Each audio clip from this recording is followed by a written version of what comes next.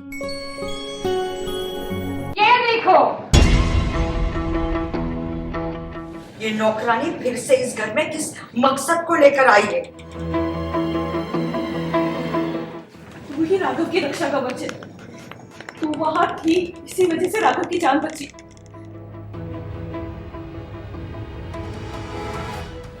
पंडित जी ने कहा था कि राघव के नाम का सिंदूर जो मांग में भरेगा वही रक्षा कवच होगा।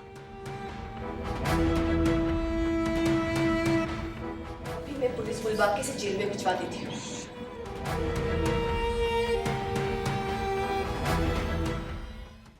भाभी, सुप्रिया, राधा, वाणी, कल्पना, जल्दी आओ सब लोग। ये देखो,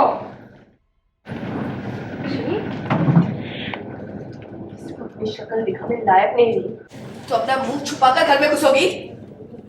अब तो भगवान ही जाने ये नौकरानी फिर से इस घर में किस मकसद को लेकर आई है। मिश्री, मिश्री तुम हॉस्पिटल में भी थी। इसका मतलब मेरा सोचना सही था। तू ही राघव की रक्षा कवच है।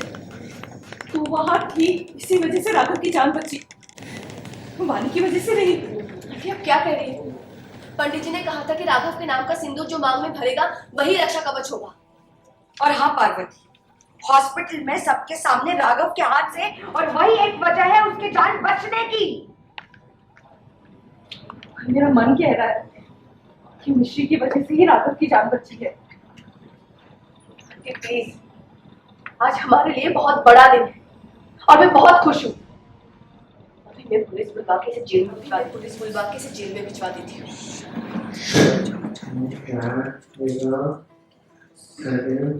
इसी की वजह से राघव मर और उसका असली चेहरा।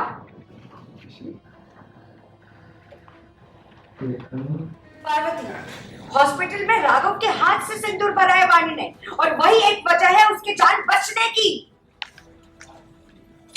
मेरा मन कह रहा है कि मिश्री की वजह से ही राघव की जान बची है।